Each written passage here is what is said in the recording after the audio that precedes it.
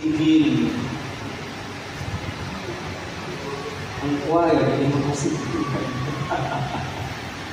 O ipagkasal na daw ay pupusit sa ito. Kawawa naman ito. At kayo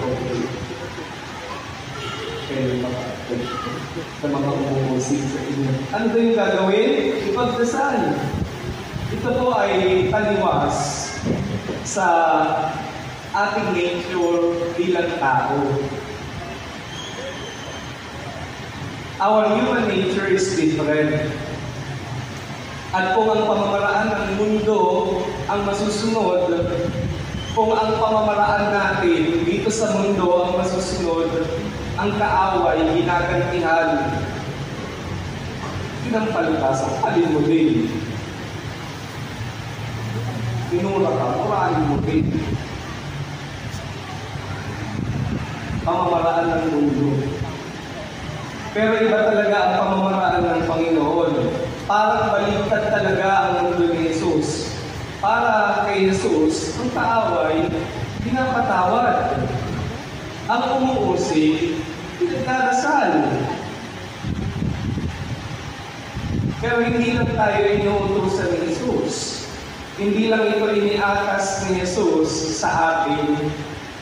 Dahil bago pa man niya tayo inutusan, binigyan niya tayo ng halimbawa. Kaya ito ay hindi konsepto lang. Nakita natin sa buhay ng Panginoon kung papaano ipinakilala niya ang Ama bilang Ama ng awa at habag. Marami siyang kwento, marami siyang ginawa na nagpapakita sa atin kung sino ang Diyos. Ang Diyos ay mahabaging Ama. Ang Diyos ay Ama ng awa. Habang siya ay nakapako sa krus, matindi yung kanyang nararanasan. Yung hapdi ng kanyang mga sugat, the physical pain, and the pain of being insulted in front of everybody. Halong-halong sakit habang siya ay nakapako sa krus. At maaaring naasahan natin na ang sasabihin niya ay mga salita ng galit, mga salita ng pagbabanta, salita ng pag-iiganti.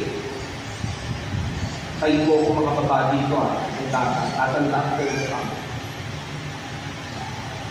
Pwede ganun din siguro. Pero ano ang narinig natin kay